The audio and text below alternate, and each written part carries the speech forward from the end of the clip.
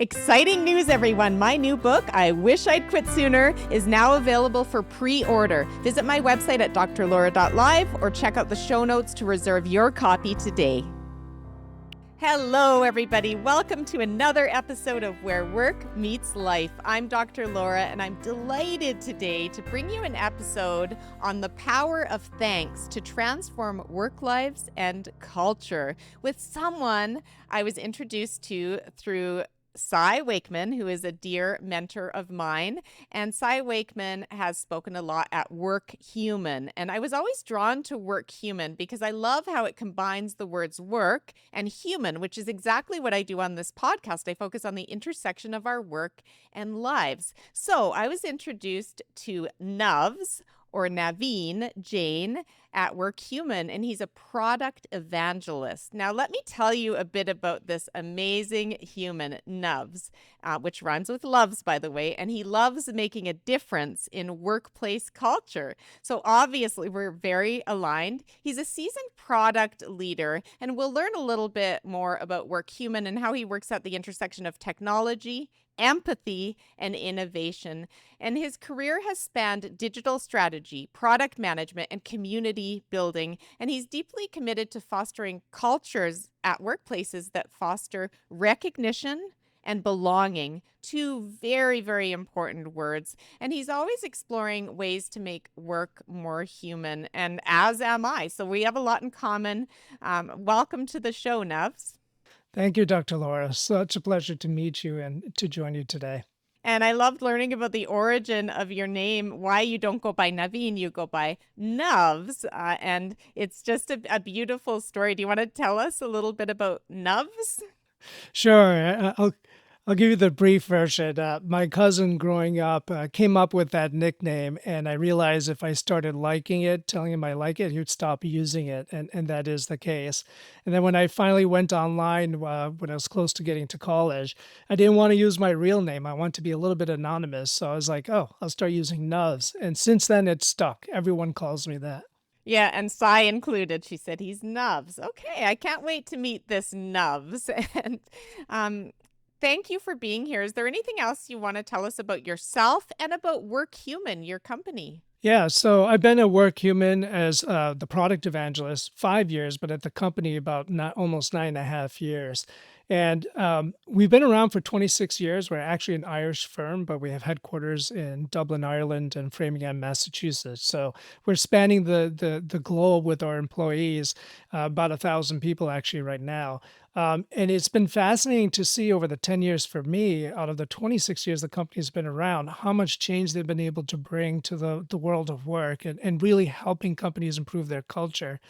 And the way we do that is by the power of thanks, focusing and elevating the great work that's happening in the organization and socializing that. That's the key thing for what we do, social recognition.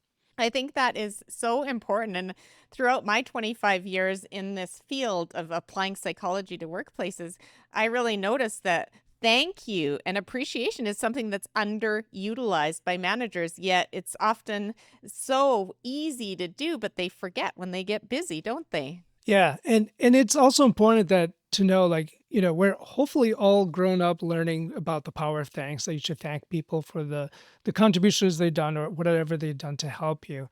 And in the world of work, it's very easy to just accept, oh, well, that's their job, so I don't have to say thanks.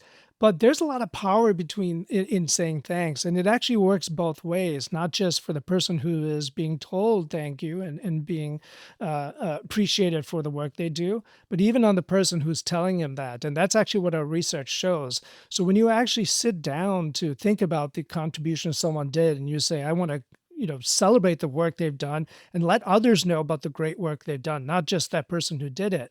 You take that time to write a message that makes you think about the actions they've taken. Maybe there were other individuals involved as well that helped, and it lets you just express that gratitude, and that's a really positive feeling. And then when that person gets that message, that's really powerful, right? It's not just saying thank you, but if you're actually able to tell that person the actions they've taken, it helps them learn about themselves. And then the last step is when you socialize that, everyone gets to celebrate it. They can see what great work looks like everywhere across the organization. That warms my heart hearing you explain it that way because I say it over and over again till I'm blue in the face, but just hearing you explain it and how you've really focused your whole product and your technology and your company around this. I mean, you've been a part of the company not since its inception, but an awfully long time. Yeah, and what I love about the work I do is, as an evangelist, the key word there is evangelism, and what I say is I'm the cheerleader for our platform. Um, I go in and I talk to our customers, and I help with our sales team as well as we bring on new customers, and just talk about like the why we do things, like how we've built the system, the way it works. Like there's a lot of intentionality on what we do. There are reasons and research through every single step of using our platform. So, we are if we had to mention this earlier, we're a software technology platform that is being used by global companies around the world. So we have lots and lots of data that can really prove that the method we do, the approaches we take really work and drive impact, all through the power of thanks. And let's talk about what you're most proud of when it comes to improving workplaces. What impacts you're most proud of to date? Is there anything that comes to mind? Yeah, for me personally, it's a particular feature we built about 4 or 5 years ago, and we call it the Inclusion Advisor. Now, it's something that's been developed, it was developed a few years prior to that, and I got to bring it into our product. And what that does is when someone writes a message in our platform, it gives them an opportunity at their choice to get some coaching to look at potential unconscious bias in the messages they've written. Now, we all have unconscious biases. That's why it's called unconscious. You're not aware of it. And if someone identifies it to you, you may actually have a different opinion. If we had a group of people, you and I would have different opinions on it. But it's important to bring it to your knowledge so that you can think about the impact of those words you've written, because we know words do have meaning, they have power. So that opportunity to coach and think about and possibly use different words is really, really powerful. So what it does is it looks for things like gender-based biases, but even simple things like saying, okay, Dr. Laura, thank you. You worked on the weekend to help me get this project done. Well, working on the weekend might not have been part of your role. So we want to actually tell that person who's writing the message that might not be healthy for them. So maybe you may want to use different words or explain that that was beyond what was expected of that person. So that's just one example. And the great thing about this is that it actually changed people's behaviors, the people who use our platform. They told us that it actually helped them write better messages beyond just recognition. That is so powerful. I've been speaking a lot about burnout lately in my keynote speaking and in my writing and podcast, but I think that overwork cultures tend to celebrate overwork and those weekend, you worked all night, good for you. And I think, celebrating that and applauding it is actually going against what we want, which is a work-life wellness. Yeah, and if you think about someone who's new to an organization, and let's say they're using a platform like ours, and they're seeing the congratulations and the work that people are being celebrated for, but then if they see it's because they're doing that extra effort. Like we all want to go above and beyond what we do frequently, right? But you don't want to do it at a point where it's detrimental to yourself. But if a new person sees that that's how people are being recognized, they might think that's the culture that is here, and that's what they have to do in order to succeed when it's not good for them or the company, right? Yeah, people learn by what's role modeled and what's appreciated and thanked gets repeated, right? So I think it's good you're being much more intentional about that. And sometimes even the wording, I mean, whenever people say girl to me or kid or it's like, what? Right? I'm a 50-year-old woman. I'm a professional. Like don't call me girl or kid. I'm flattered that you're calling me kid in a way because you're saying maybe I look a bit younger than I am, but come on, right? It's just demeaning. But I know that maybe they're not intentionally doing that and saying that, but just these words, I think, can really impact people when they're used in the wrong way.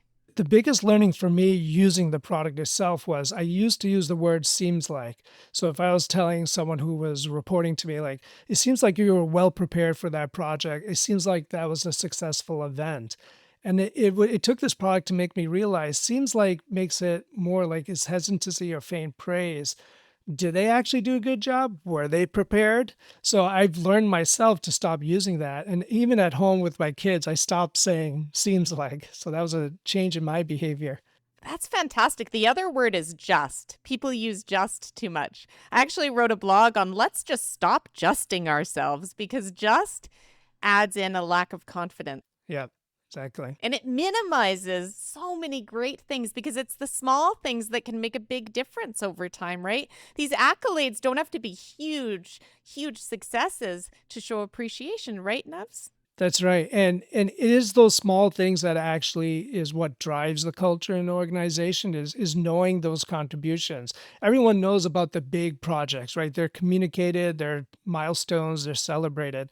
But what about all the different people who did that one thing that got past that hurdle? Bringing that to light and letting everyone know about it. And then, by the way, being able to pull analytics out of it and learn a lot of details from that data is really powerful. But in terms of culture, just having people, giving the opportunity for them to be seen and heard in a public way is really culture changing, right? That's what we do. Absolutely. So let's talk about thank you. So beyond the platform and everything, just using thank you in workplaces, and some organizations don't have the technology and the great platform, right? So in general, why is thank you not used enough? What do you think is getting in the way of the word thank you? Yeah. I think part of it, and it does come down to expectations of managers and their direct reports. So if you think about that connection first, you're being paid to do a job. We obviously all are, but it's so much more than that, right? There's a level of humanity. Like people have feelings. They're humans. They don't leave their non-human selves. They're not like leaving their personal lives at home and coming to work. They're bringing everything, right? Everything that's happening at home, the concerns they have. Maybe there are different pressures at work or at home that you, as say a manager, are not aware of. If you just take a moment to pause and say it with meaning, thank you, right? It's not just like, oh, thanks for doing that. Saying it with meaning and even just saying one or two things about what they did, it actually lets that person feel that sense of gratitude from you, right? You're actually conveying that energy and emotion to them. And that's uplifting, right? So if you think about the experiences where someone has said thank you to you, think about how you feel afterwards. That can have such a powerful emotional impact. There's a lot of benefit to that person for hearing that. But why don't we say that enough? I think there is a level of pressure, of course, right? Everyone's got deadlines, commitments they're trying to make. And I think sometimes they forget about that humanity part, about being empathetic and actually thinking about the other individual, not just what they're here to do. So I think that factors into all of that. And I think what happens is we get too focused on what we're trying to do that we don't take a moment to say thank you. It just slips out of mind, right? It's not in our nature necessarily. Now, I'm sure you've interacted with people, I have as well, who have, say, high EQ, right? Emotional intelligence. And those are the people you see that you want to be around them, right? They're really positive energy. They really and uplift everyone in the room. And those tend to be the ones who also express gratitude because they know how everyone is interacting and contributing versus those that have low EQ or really don't have the right mindset to actually drive those kinds of interactions with others. Yeah, no, I love that you say that because I think empathy is something that we all have within us, but some people just have blocked it or they're not in touch with their empathy. And I've been spending a lot of time on the opposite of great EQ and great leadership, talking about toxic leadership. So I'm just holding up for those of you on YouTube my upcoming book, I Wish I'd Quit Sooner: Practical Strategies for Navigating and Escaping a Toxic Boss. And this really makes me reflect on the fact that the opposite of great leaders are toxic ones, and they tend to not show appreciation. And in fact, they'll take credit for your work. So they're very good often at taking credit and manipulating situations to bring you down and elevate themselves, which is the opposite of what truly works, isn't it, Nuvs? Yeah, and by the way, looking forward to getting the book in my hands once it's published. Yeah, it's true. You know, they are at opposite ends. The power of thank you and the toxicity, if I said that right, they're opposite ends, and it's a challenge to find the right balance between. You don't want to be, especially as a people leader, you don't want to be too. I'm trying to think of the right words, like not wishy washy. Like you want to provide support, but you also want to provide support that helps that individual grow, so that they're not repeating the mistakes they made. So if you gloss over issues that really need to be addressed, that can be a problem, right? That's the opposite side of toxicity. And it is a challenge to find that balance, I think, having been a people leader myself, which is where do you step in and say, okay, you're doing it wrong. Here's a better way. Let me help you. Versus, I can't believe you did such a big mistake. Look what's come out of this, right? There are different ways you can approach that. And the toxic managers, they drive people away. That it's a cliche now. People don't leave companies; they leave the toxic bosses that are there. And that is very, very true. Yeah, 100%. And I think recognition and belonging, that's something that I wanted to touch on, is the relationship between cultures that show recognition and appreciation, like Workhuman is focusing on, versus those that don't. So let's talk a little bit about your views on that. So think about, if for your viewers, the last time someone said thank you to them when they were at work, how did that make you feel? Right? I've talked about emotion before and empathy, and that's really what I think is a key difference is when someone says thank you to you, first of all, they're expressing gratitude, they're recognizing something you've done. And that actually makes you feel like, oh, I matter. I'm actually doing something here to the organization. And that drives that sense of belonging. So if you're able to express gratitude to someone and you as that person receives that gratitude, that can be transformational for the work they do. That belonging, that sense of there's a culture here that I want to be a part of, there's a culture in a group that I identify with, can be really powerful in motivating people for the next project they work on. Versus if you just don't say anything when work is done and you go on to the next project, what's your motivation there? Is it just to get to the next goal? Is it to get your next, maybe you have a commission-based work, maybe it's to get to the next commission. Is it all transactional? Or is there more meaning to the work you do? And that can happen when through the power of recognition. And then, of course, that circles around that sense of belonging because you're getting that information from others and strengthening those human connections. Hopefully that made sense. Yeah, totally makes sense. And the more you can foster a sense of belonging, the more people will be committed to stay in your organization versus, going on to the next shiny object, right? Yeah. And going back to what you were saying about toxic boxes, um, you know, there's so many different reasons why you might leave an organization. And to your point, if you don't have that sense of belonging, if you have a toxic boss, those are all negative experiences. And that's why recognition is powerful because it focuses on the positivity that's around you. And sometimes that can overcome those difficult situations, whether it's a colleague that you might find it difficult to work with. If others are actually supporting you in the work you're doing, even if that person doesn't, that still lifts you, right? It's not just the one person's connection, it's that community you've built with the people you work with.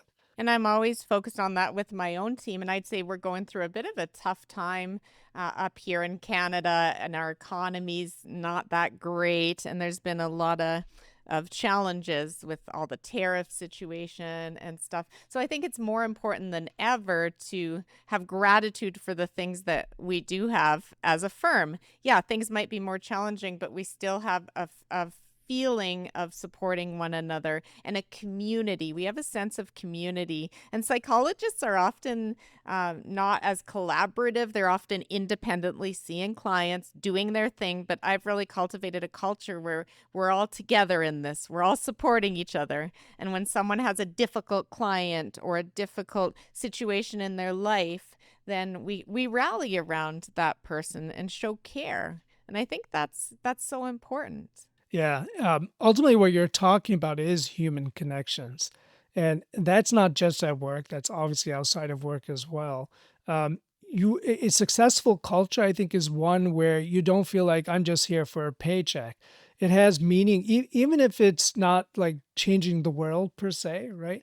But if it is changing something in the area you work in or the industry you're in, that's a really powerful thing to not just drive belonging because you feel you're part of that group, but you're also having an impact in your particular area versus just there to get the next paycheck. Exactly. And there's no impact that's too small. Every impact matters and the small things matter, which brings me to really the current state of the workplace and our world. So what I'm seeing out there is there's definitely the two P's, well, the three P's. So purpose, finding a higher purpose, and then profit, of course, and then people. And I see that there's a lot of focus right now on profit, on quarter by quarter bottom line profit, shareholder value, etc. But the profit has almost gotten so much focus that the people and the purpose get left behind as an afterthought. Do you see the same thing happening out there? Yeah, it is, and it is a challenge. Like I think if you look over history and when the good times are happening, when profit is up and when wages are up, everyone feels good because everyone is benefiting. The key to me is what happens when profits are not doing well. Do you discount your people? Do you feel like they're expendable? Like we see that too often. And I think to your question, that we're kind of swinging back to that, where there is that emphasis on profits and less on the people. The challenge I see, though, is of course, there's always a younger workforce coming into play. Their expectations continue to be different. Every generation has their expectations that are different, but they're looking for purpose, right? They're not just looking for profits. And I think any company that just focus on profits and not how they're engaging and nurturing their people is going to be hurting their long-term chances for success, right? You have to invest in your people and those connections. Ironically, right? Because if you're all about profit and you don't focus on the people and the purpose, then it'll erode your profit. But it takes a while. Like there's this lag effect and it's a longer term play. And then what happens is when the economy turns around, then those people are flying away like birds, like the cover of my book. They're flying out of the cage. Not all of these situations are toxic bosses, but sometimes it's just not having a purpose. And that's I've run Canada Career Counseling. I started that 16 years ago, and it's all about helping people find meaning, fulfillment, and purpose. And it's one of the top reasons is people say, you know what? I've been in this career a long time, but I just don't feel a sense of meaning or purpose. Yeah. And I know you also talk about wellness, and there's actually, I want to tie that burnout to this as well. You traditionally think of burnout as something where, of course, someone feels overworked, they're tired, they're emotional and physical impacts on their health. But I also think it's possible that the opposite can happen, where you're actually can be overworked and not realize it. And you know how we say that if you love the work you do, it doesn't feel like work? And that can be a challenge because you might actually put in too much of your time into it to your own detriment without realizing it. And I'll actually give myself as an example, be a little personal. I love what I do. I love talking about the power of recognition, working with companies, improving their culture, and really driving human connections. And I would put in so much time that I was starting to get disconnected from my family. And I didn't feel burnout. I just really enjoyed what I was doing. So it was my family that told me that you might want to pull back. We're losing a little bit of connection with you. And that made me realize I needed to make some changes and actually reduce how much energy I was putting into work in a way that also balanced what I was doing with my family and making sure I was giving them the time they needed. So that was my own personal journey in this past year. I think that's wonderful that you shared that so authentically, Nuvs, because I think a lot of us high achieving types that love what we do, including the entrepreneurs like myself, you can just be all in and it just engulfs you. And I think that we do need the other spheres of our life to get focus, right? Our family, our well being, our health, our spirituality, whatever it is, work doesn't fulfill everything. That's right. Yeah. At the end of the day, you do come home, right? You don't live at work. unless I guess you have an overnight shift. There is more to than the place you work. And of course, if you really love what you do, it doesn't feel like you have that I guess what I'm thinking here is that if your work is really meaningful, you feel like that's your other family. You do spend a lot of time with them throughout the week, of course. So there's a lot of time and energy you spend with them, and you want to nurture those, but you got to make sure you're doing that with all of your relationships, as you just mentioned. Yeah, and that's why I love the term work-life wellness because it means you're needing to evaluate, is my work going well? Is the work I'm doing fulfilling me? Is it challenging? Is it the right culture? Do I have a boss who's mentoring me and helping me grow? Are all those things going well? And then in my life, is my physical health good? Is my spiritual health growing? Are my friendships good? Is my family doing well? And you're constantly looking, and it's not a perfect balance. It's more examining where there might be some challenges that need more attention and love, right? And energy. Yeah, and it's not going to be the same setup every time. Things will change as things change at work, at home. Your attention may need to go in other ways. Um, and being able to recognize that that's actually what you need to do is key. So you might think you've reached a point where you're managing everything right, but then you have to be aware of changes that may happen where you need to invest more time because of course, things happen outside of work that did take your attention. And I think the cultures that actually allow and give you that space are the ones that are successful. It goes back again to recognizing the whole human and what they're bringing to work, what they're doing outside of work. And I've had personal situations where I've had to pull back from work, and I had tremendous support from the people I worked with. And what that did, though, is then it made me even more motivated to be part of that organization because I felt like they were there, they got my back, whether it was work stuff or not work stuff. I had people who could step in and do some of the things that I would normally do. And I felt really supported and not the pressure of, oh my God, I'm not contributing. It was like, okay, they're taking care of things. I can take care of what I need to. And then I can come back and still have that support that I had before. I love that. I think that that's so important. We need to have each other's backs, and we all face curveballs. And if the next curveball comes knowing that I have a team that will keep things running, yeah, makes me want to be part of it. Makes me feel I belong and I matter and I'm appreciated. Yeah.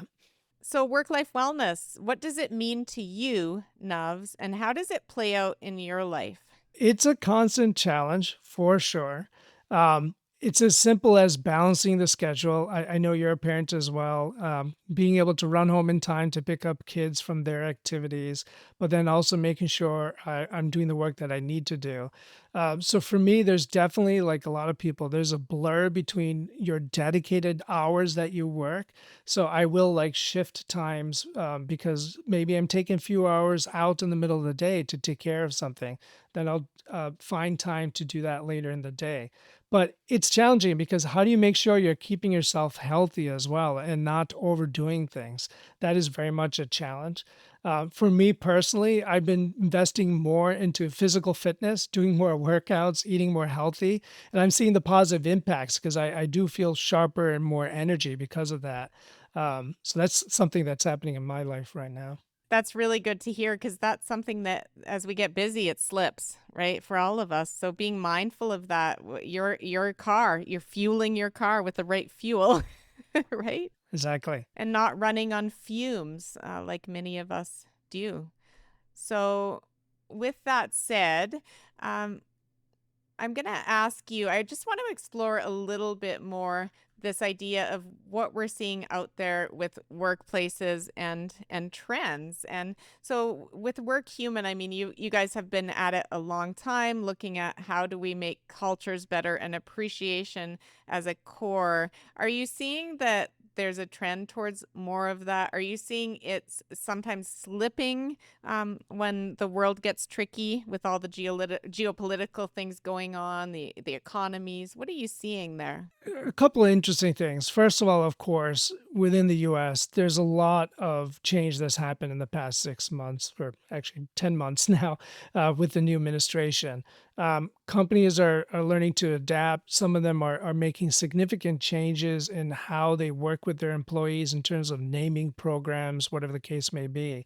But at its core, the goals are still the same. I think for those companies that are successful, they want to make sure there is that sense of belonging and inclusion, and having those diverse thoughts, not thoughts, diverse viewpoints. They just may not use those words, right? The words may have changed, but the intent and the goals haven't changed. But I think some of the upcoming trends, like we're all talking about, as a technology company, we use AI in our product, but we're also looking at AI and how it impacts how we do things internally. And I think that is probably the biggest thing everyone is focused on in terms of, okay, we have a lot more tools that can come, or there's a lot more that can be done through tools like AI. Where is it actually going to disrupt things in a way that we need to make sure we're taking care of our people? How do we make sure that they're skilled up to be able to manage this new world of tools that accelerate productivity? But then at the same time, you don't want AI to make human decisions. So if we're thinking particularly about HR, you don't want it deciding, well, okay, you've got 10 people on this particular project. You only need eight because the data shows that you can be more efficient. Well, the data may not necessarily show you everything you need to know about that group of individuals. It may not be accurate. People change over time as well, right? What they're capable of increases or decreases over time. So you have to factor in the human element. You can't just have it all be machine driven.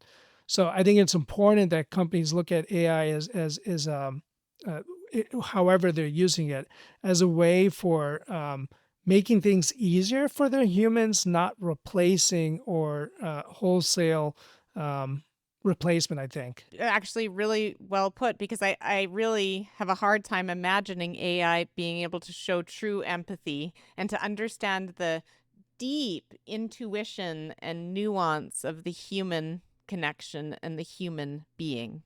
These are all, it's the newest wave of tools that come from technology. And I think eventually we're going to adapt and find ways to manage the disruption while keeping those human connections going. There is, of course, the fear of like jobs being lost, and I think that's probably the biggest one as workers that we feel is, okay, is my job at risk? Could I be completely automated out of a role? And that's where things like upskilling come into play, and learning, okay, the skills you have, are they transferable to different types of roles? And that's where I think companies have to invest their time in, is really finding how can you use that workforce and keep them going, and using AI to assist them, but not to replace them. Exactly. And here's my hope. And I'm an optimist. I'm a cup half full type of person. But my hope is that AI is an incredible tool that can open up more space.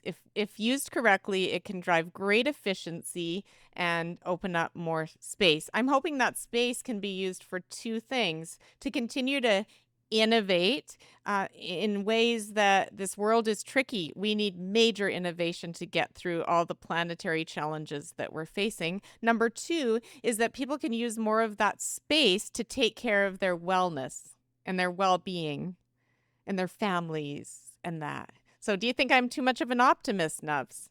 No, I mean that's always probably been the promise starting from the Industrial Revolution on, right? We're going to get more time. Machines are going to do more things for us. They're going to make us more productive.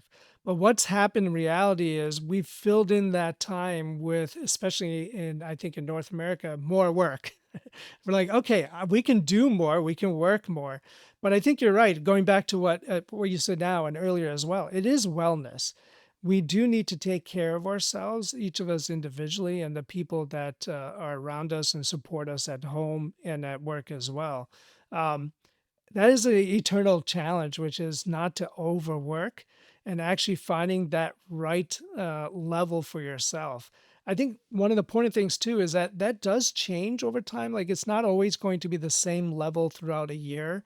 There are always cycles in whatever work you do, and being able to adapt and adopt is, I think, is important. Um, I guess what that means is you'd need to have like constant reevaluation. Maybe it's quarterly or whatever the case may be. What are the steps you're taking to take care of yourself? What are the things you're doing to make sure work is still progressing? I think one example I can share personally is I have a couple of buddies at work where we check in with each other. Are you using your time off? How much do you have left? There's X amount left until the end of the year. Make sure you use it because that's yours. And that's something I started with a colleague of mine years ago. And that's how we keep ourselves accountable for our own wellness. I love that. I think that is such a gift to be able to remind and support and encourage each other. Now, when it comes to Workhuman, how can people who listen to this podcast, so some of my listeners are leaders from organizations, HR leaders, etc. Now, how can they learn more about the Workhuman platform and connect with you, Nuvs? Yeah, the easiest way, of course, is the Workhuman website, workhuman.com. That's where they can learn about our platform. But I can be reached at LinkedIn. It's very easy to find me there. Just search for Nuvs. I think it is, might even be just Nuvs Jain there. Easy to find me there. Okay, Nuvs and the last name Jain. So he is a very approachable, awesome human being. And if you could make a recommendation for people going forward, having heard this episode, what's one small thing they can do to increase the power of thanks in their workplace? Yeah, start saying it. Expressing more gratitude more often. It doesn't hurt when you do that. And I think you'll start to see change the more often you express it. And hopefully you get that expressed to you as well. And when you say express it, is it better to do it verbally or in a video call, or is it okay to do it in writing? And what's the difference, really? I think it really comes down to what you're most comfortable with. Obviously, we have a platform, so we do it through there, but that can include video. And I've had situations where I've sent video messages through there. Um, I think whatever's easiest for you. I think the difference is minor versus printed or typed words versus a video message. Video sometimes is a lot faster. I mean, we've seen how social media is a lot of it is all video driven. So that might be a faster way to do it because you can just open your phone, do a quick recording, and send it off. Wonderful. And my final question is one wish you have, Nuvs, for a better world when it comes to workplace culture. I hope people are can be more empathetic. I have seen situations where people don't show empathy for the people they work with, and I hope to see more of that, where people actually take a moment to pause and think about the work they do and the actions that's happening on other individuals in terms of how they're interacting with each other. So having more empathy and understanding for what a person may be going through, both inside and outside of work, just giving space for that, I think is important. So I hope we do more of that. I do too. I think empathy is where it's at. And I want to thank you, Nuvs. I want to thank you for being on this episode, for having a conversation with me that I think is very important for people to hear, and for being authentic along the way. And open about your own story and situation. I really appreciate that. And I appreciate you, Nuvs. Well, thank you. I appreciate you as well. Enjoy this conversation. Always happy to talk about recognition and empathy and gratitude. So thanks for your time. And I'm a huge fan of Workhuman, and I want to thank Cy Wakeman for bringing us together on this important episode. Thank you, Cy. Yay. So I want everyone to stay well and remember, show appreciation and thanks. Thank you for tuning in to Where Work Meets Life. If you found this content valuable, please rate, review, and share with others who may benefit. If you're struggling in your work life and need support, I offer coaching sessions. You can book a complimentary consult on my website. I'm also a passionate keynote speaker and would love to discuss your professional speaking needs. Visit my website, drlaura.live, to sign up for my monthly e-newsletter filled with tips and resources to help you stay well.